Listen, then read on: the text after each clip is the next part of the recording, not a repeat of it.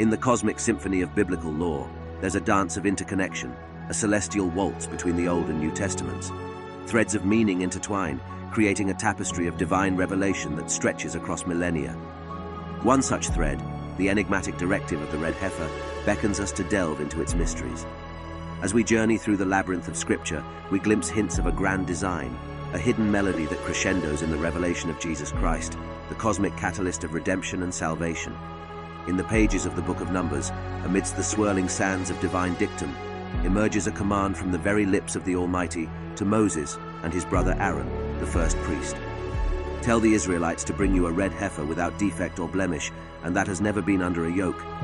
Give it to Eleazar the priest. It is to be taken outside the camp and slaughtered in his presence.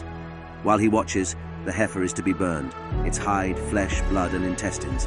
The priest is to take some cedar wood, hyssop, and scarlet wool, and throw them onto the burning heifer. A man who is clean shall gather up the ashes of the heifer and put them in a ceremonially clean place outside the camp. They are to be kept by the Israelite community for use in the water of cleansing. It is for purification from sin. For the Jewish people, this command carries profound significance, resonating through nearly 2 millennia of exile and yearning for the restoration of Israel. Across generations, they held onto the vision of building the third temple in Jerusalem, reinstating the sacred rites of the temple service. The second temple, raised from the ashes of Babylonian captivity, met its tragic end in the fires of Roman conquest in 70 AD, severing the lifeline of animal sacrifices, central to Jewish law.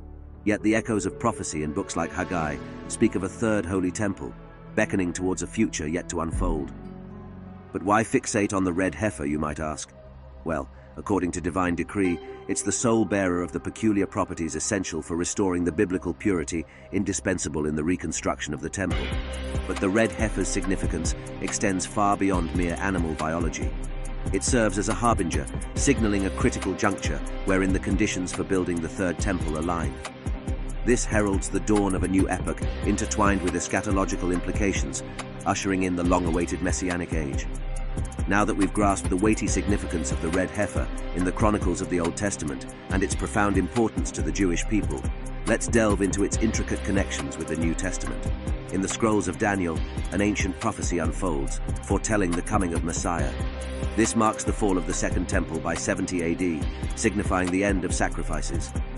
As noted, without a temple, the Jewish people are unable to enact animal sacrifices. Hence, the prophecy aligns with historical event, yet it also portends the imminent arrival of Messiah preceding the temple's demise. Jesus Christ is indeed hailed as the Messiah, with Messiah translating to Anointed One in Hebrew, while its Greek counterpart is Christos, or Christ. Hence, Daniel's prophecy about the arrival of Messiah points to Jesus. But what does this have to do with the red heifer, you may ask? The red heifer, shrouded in ancient mystery and ritualistic significance, serves as a cryptic harbinger of the Messiah, foreshadowing the sacrificial atonement embodied by Jesus Christ upon the cross. Its pristine condition, untainted by blemish or sin, mirrors the immaculate purity of Jesus.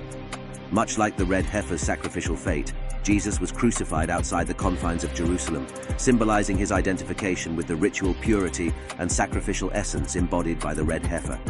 And Hebrews confirms that Jesus' blood purifies us from all sins, fulfilling Old Testament sacrificial rituals.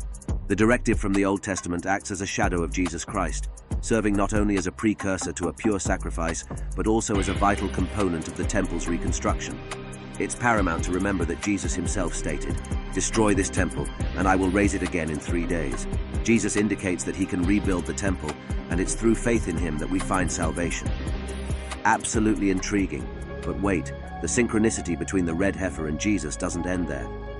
Let's revisit Numbers 19, where the priest is tasked with burning cedar wood, hyssop, and scarlet wool alongside the red heifer. These 3 elements carry their own profound significance in the grand tapestry of biblical symbolism. The cedar wood symbolizes the cross itself, as it was the wood used to construct the cross upon which Jesus was crucified. The scarlet wool robe, reminiscent of the garment donned by Jesus during his derision and crucifixion, adds yet another layer of symbolism to the red heifer ritual, weaving together elements of Old Testament, foreshadowing with the poignant events of Jesus' earthly journey. And hyssop symbolizes the branch extended to Jesus with a sponge soaked in vinegar during his crucifixion.